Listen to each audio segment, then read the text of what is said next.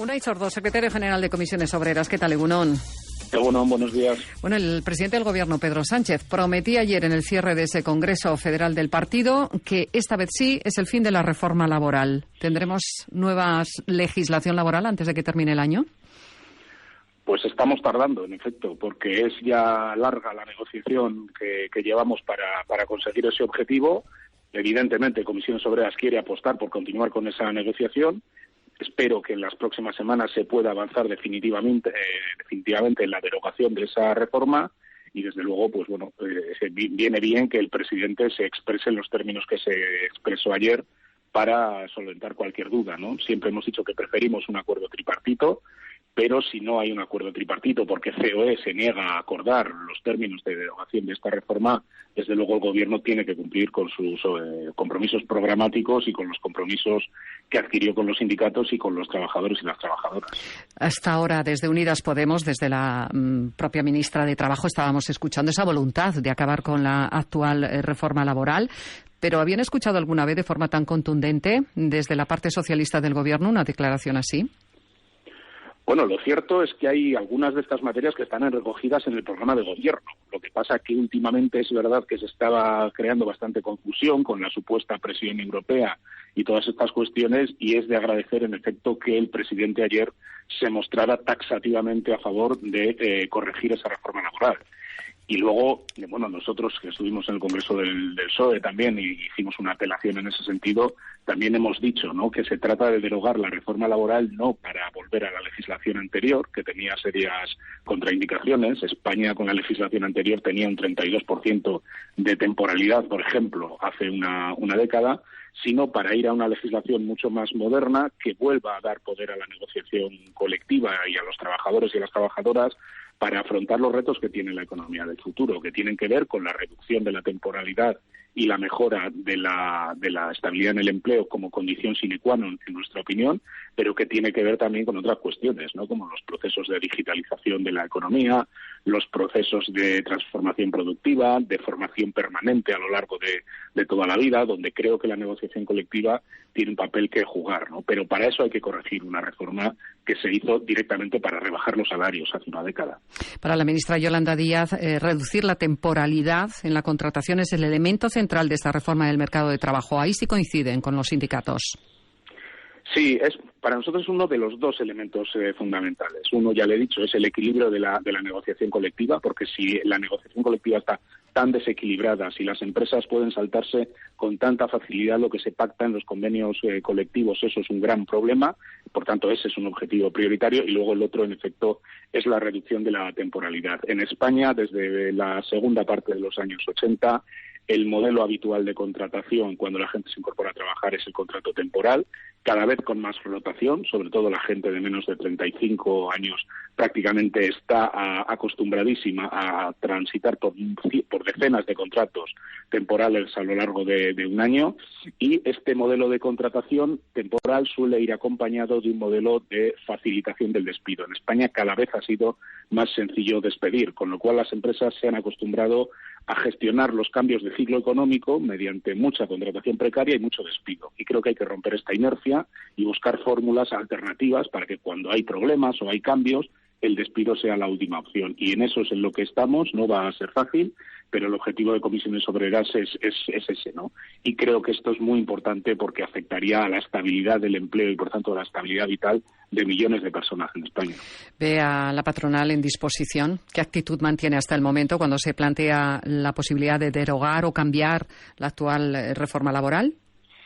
Bueno, nosotros somos conscientes de que va a ser difícil el acuerdo con COE porque la reforma del año 2012 dio un poder enorme al empresariado, porque debilitó el convenio colectivo, porque facilitó el despido, porque incidió en la precarización de la contratación. Y claro, cuando das tanto poder a una parte, en una relación que siempre es conflictiva, ¿no?, como la que existe entre empresa y trabajadores y trabajadoras, cuando das tanto poder a una parte, pues es difícil que esa parte renuncie a una parte de lo que se le ha dado, ¿no? Pero en todo caso, sabiendo que es difícil, yo no descartaría las posibilidades de alcanzar un acuerdo. De momento, COE está negociando, no se va a levantar de la mesa, yo eso lo tengo absolutamente claro, y bueno, vamos a jugar la partida porque, insisto, sería muy deseable un acuerdo tripartito porque da mucha más estabilidad a los cambios que se hacen, ¿no? Entonces, bueno, vamos a ver si es posible. Lo que pasa que, bueno, nosotros somos realistas y somos conscientes de que es muy difícil ese acuerdo. ¿Hasta dónde estaría Comisiones Obreras dispuesta a ceder en aras de ese acuerdo tripartito en el que entrase también la patronal? ¿Se han marcado líneas rojas, unos mínimos aceptables? Por debajo de esos mínimos no, en ningún caso darían un sí al acuerdo. Nosotros no somos mucho de poner líneas rojas en las negociaciones, porque sobre todo en negociaciones tan complejas, ¿no? Esto no va del salario mínimo, que lo subes aquí o allí y dices de aquí no bajo. Esto es bastante más complejo.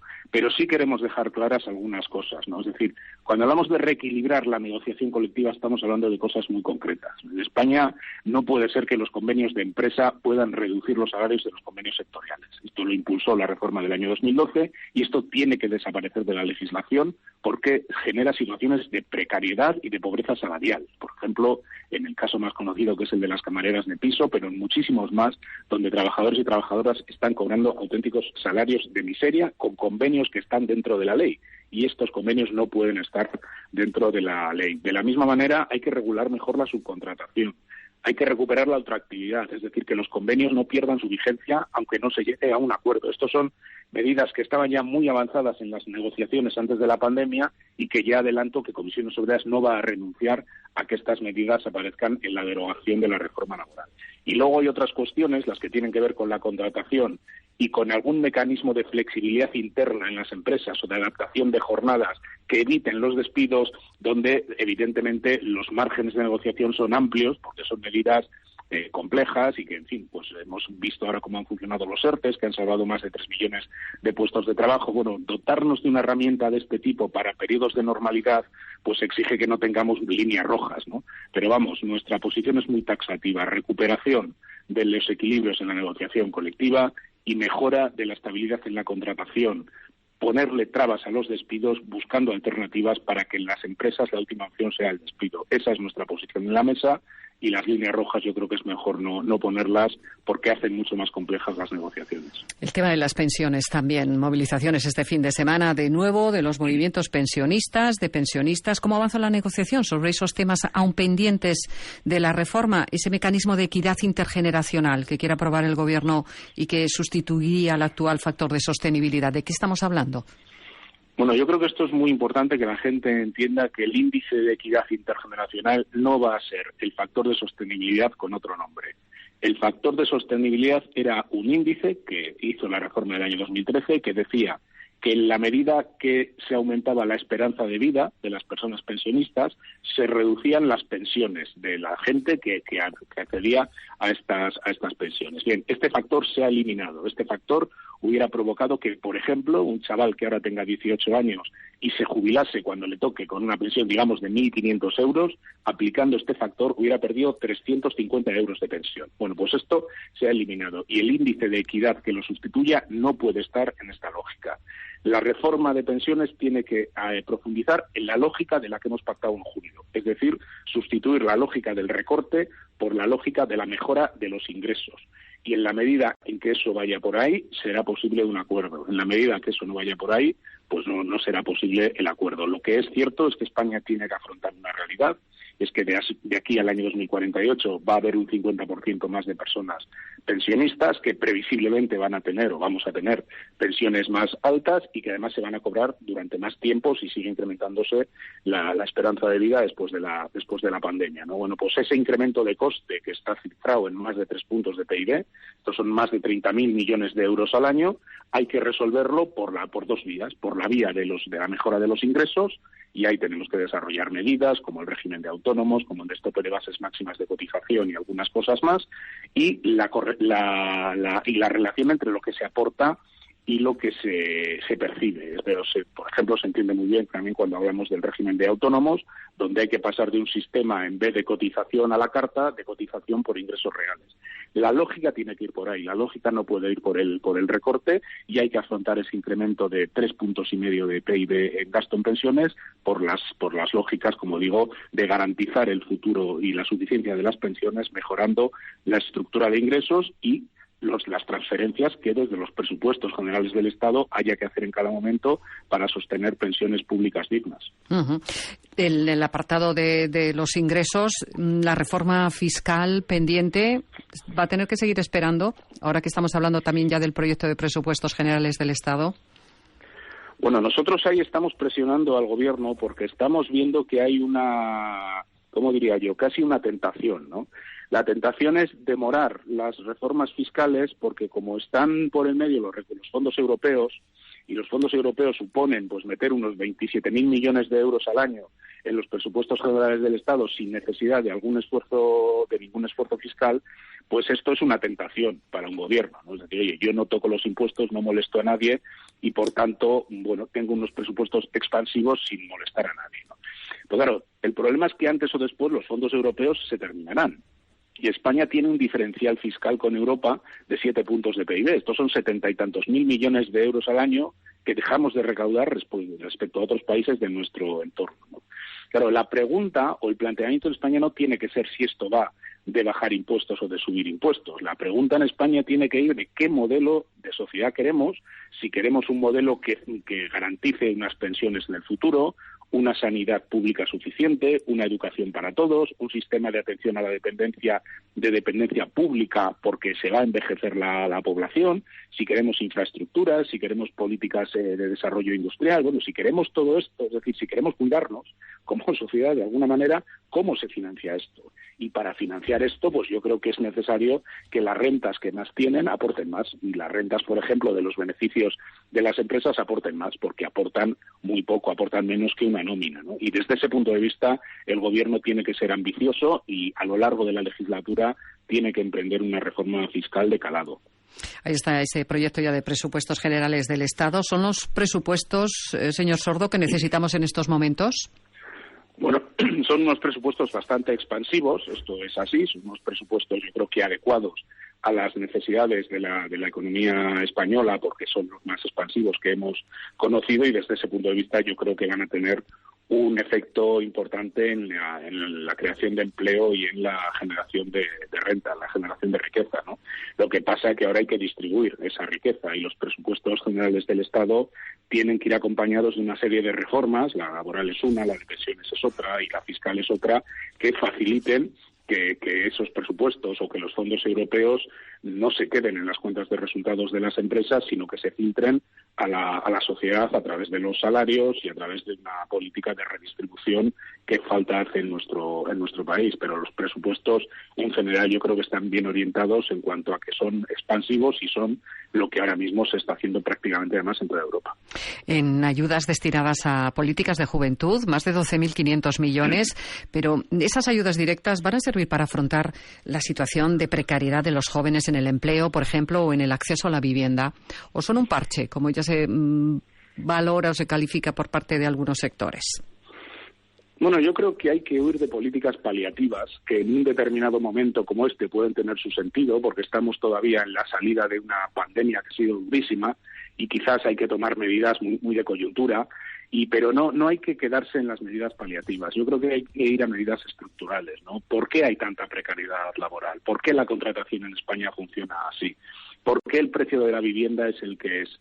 Pues hay que analizar qué es lo que ocurre y hay que hacer leyes valientes. Yo creo que estamos en un momento en el que habría que ser más, más atrevido, más audaz en políticas como la de vivienda, por ejemplo, ¿no? Porque el problema de la vivienda en España para amplísimas capas de la población es su gran problema, ¿no? Es decir, hipotecas o alquileres de 800, 900 o 1.000 y pico euros en salarios que apenas son poco más que esa cantidad, directamente es que no permiten vivir, ¿no?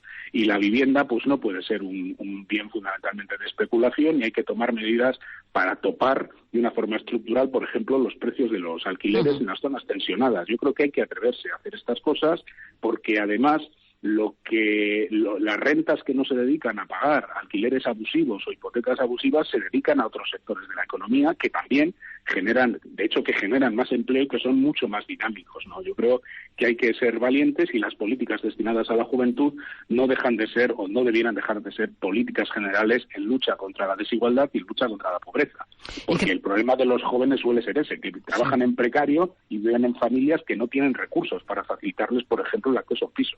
Pide valentía en las futuras leyes, en las políticas, esa futura ley de vivienda que pretende regular el precio de los alquileres, sobre todo en aquellas zonas tensionadas. ¿Es valiente? Yo creo que se queda corta. Ha tenido que asumir lo poco que hemos conocido, porque es que encima esto todavía se mueve en el terreno de los titulares. Unas críticas absolutamente feroces, como poco menos que si fuese una política confiscatoria de las viviendas. No tiene ninguna pinta de que esto sea así, y en mi opinión se queda corta. Yo creo que hay que hacer muchas cosas en política de vivienda. Yo no digo que esto tenga una salida fácil ni que solo se arregle con una limitación a los precios de los alquileres en las zonas tensionadas. Yo creo que a la vez hay que hacer parques públicos de vivienda protegida, particularmente dedicada al alquiler. Hay que tener iniciativas desde el ámbito público también para dotarse de amplios parques de viviendas de alquiler, ofreciendo rentabilidades, pero rentabilidades lógicas a quien tiene una vivienda, no rentabilidades abusivas, y además dándoles una seguridad en que su piso va a estar en unas condiciones óptimas. Y con esto hay programas, por ejemplo, en su día los hizo el gobierno vasco, que pueden dar una respuesta. Es decir, hay que hacer muchas cosas. Esto no se arregla solo con una medida, ¿no? Pero hay que topar los precios, en mi opinión, de los alquileres, y además hay que promover mucha más vivienda pública de alquiler de la que hoy en día existe en nuestro país. Hoy de nuevo, un precio de la luz sigue subiendo, un récord de lunes, ya hablamos continuamente casi de esos récords. El decreto sobre los beneficios extraordinarios a las empresas, ¿va a servir para resolver el problema o es un brindis al sol, como por ejemplo dicen desde el Partido Nacionalista Vasco? Bueno, yo creo que algún efecto sí que va a tener. El Gobierno, vamos a ver finalmente cómo ha quedado, porque es verdad que ha habido alguna corrección de última hora, pero el Gobierno sí planteó alguna medida. Incluso nos sorprendió porque sí nos pareció alguna medida valiente, ¿no? Aquí hay que tomar medidas, algunas que tienen que ver con el corto plazo y otras que tienen que ser estructurales y de largo plazo. El problema de fondo, hay dos problemas de fondo. Uno es geopolítico y geoestratégico, y este tiene una solución difícil en el corto plazo, y es que se están encareciendo muchísimo, por ejemplo, el gas y, por ejemplo, los combustibles, ¿no? Estamos viendo también los precios disparatados que ahora mismo están teniendo la gasolina o el diésel, ¿no? Es decir, ahí hay un problema que es geoestratégico, que es geopolítico, y que requiere que España y que Europa hagan una reflexión sobre su propia soberanía energética. En un momento en el que las energías renovables están llamadas a jugar un papel determinante, no solo por la sostenibilidad del planeta, que evidentemente sí, sino también porque nos permiten producir niveles muy superiores de energía a los que hoy en día producimos, pues, por ejemplo, los fondos europeos se tienen que dedicar de forma muy prioritaria a eso, ¿no? A dotarnos de una mayor soberanía energética. Esta es una medida que, claro, no se puede hacer de hoy para mañana, pero que hay que hacerla irremisiblemente. Hay que poner muchos más, hay que encaminarse hacia ahí, ¿no? Y luego tenemos un problema de precios energéticos. Es decir, no puede ser que en nuestro país el precio de la energía más cara determine los precios de todo el pool energético y se retribuyan de forma abusiva a las empresas que se dedican a la producción energética. Y esto hay que corregirlo. El Gobierno haya dado algún paso que nosotros nos ha parecido valiente, pero bueno, hay que ver exactamente cómo queda, porque aquí hay que mantener una posición firme en un momento en el que mucha gente pues está alarmada con los precios de la luz y con absoluta razón. Afecta a las economías domésticas, lógicamente, pero también está poniendo en riesgo las expectativas de crecimiento de las industrias. Aquí en Euskadi tenemos, seguramente está al tanto, el caso de Sidenor o de ArcelorMittal, que van anunciando ya paros temporales para intentar ahorrar, digamos, en la factura eléctrica. ¿Cree que están justificados esos parones de producción en estas empresas? Bueno, el precio energético siempre nos referimos, lógicamente, a las economías familiares, porque son las más dramáticas, ¿no? Que alguien no pueda pagar la luz o no pueda pagar la calefacción en invierno, pues es dramático, pero claro, tiene un componente económico enorme. En España no tanto, porque desgraciadamente no es un país muy industrial, pero sí en zonas como Euskadi, en territorios como Euskadi, pues tenemos empresas electrointensivas y donde el coste de la energía pues es un elemento de competitividad muy claro, ¿no? Y por eso también hay que ser valientes a la hora de reducir los precios energéticos. Hombre, yo ahora mismo no estoy en disposición de decir si están fundamentados o no los paros que están planteando estas empresas, pero lo que sí digo es que el precio energético en la industria, en una parte de la industria vasca, es un problema gordo, porque en el conjunto de España pues se pagan unos precios de energía superiores a los que se pagan en otros países de Europa, ¿no? Y esto es un problema estratégico que lo venimos denunciando desde el sindicato. Pedíamos más ambición en el estatuto de energía, en el estatuto de las electrointensivas. No se ha conseguido, desde luego, reducir sustancialmente los precios, y este es un problema de competitividad empresarial importante, sí. Desde aquí los sindicatos, el AILAB, están planteando la posibilidad de una huelga general este mismo otoño. ¿Cómo lo ve Comisiones Obreras? Bueno, hay cosas sinceramente que me dejan perplejo. Es decir, estamos hablando de la posibilidad de derogación de la reforma laboral en las próximas semanas, de un acuerdo de pensiones que ha derogado la reforma de pensiones del año 2013 y que supone una perspectiva de mucha más tranquilidad para las personas pensionistas, recuperar la revalorización con el IPC.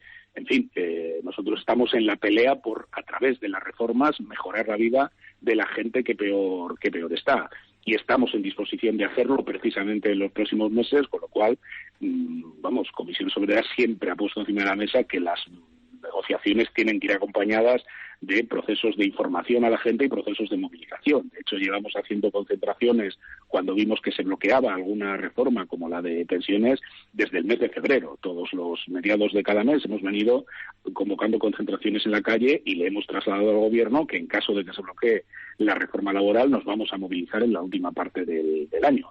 Pero, lógicamente, creo que ese es el escenario de presión en todo caso para una negociación que nos lleve a la corrección de estas reformas, ¿no? Por tanto, pues el escenario del AILAB me imagino, como casi siempre, que tiene que ver con otras lógicas, o con buscar un perfil propio para decir que lo que se está negociando no sirve para nada, o vaya usted a saber qué lógicas tiene de competencia entre ellos, por lo que estoy siguiendo últimamente.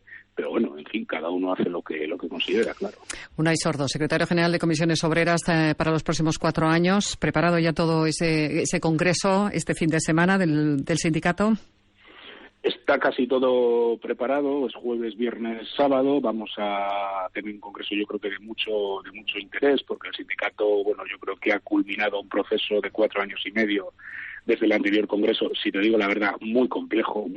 Yo ayer miraba un poco el informe que voy a presentar el próximo jueves y, lo que nos ha pasado en 4 años y medio, si me lo cuentan antes, yo sí, no creo ni que me lo crean. Creo que a todos, si nos lo cuentan antes, no nos apuntamos, efecto, desde luego. Es decir, han sido 4 años que había prácticamente como 3 realidades radicalmente distintas, ¿no? Hemos conocido a 3 ministras de Trabajo.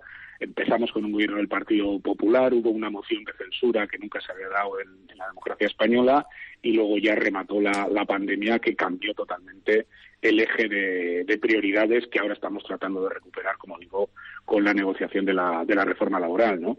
En todo caso, pues el balance creo que es moderadamente satisfactorio. Nunca se puede estar contento cuando se dirige un sindicato mientras haya una tasa de paro importante, mientras haya precariedad, mientras haya pobreza salarial. Evidentemente, nosotros tenemos que analizar lo que hay fuera, pero el balance del sindicato yo creo que es razonablemente bueno, ¿no? Hemos subido un 5 y pico % la afiliación, somos el sindicato más representativo de España, tenemos presencia en las empresas en las que trabaja más de la mitad de la población asalariada, un nivel de autofinanciación del 84 y pico % en los últimos datos cerrados. Es decir, podemos hacer un balance razonablemente satisfactorio, pero vamos a ver cómo se desarrolla el Congreso. Esperemos que lo que hemos hecho y lo que planeamos hacer sea muy ampliamente avalado, y a seguir trabajando.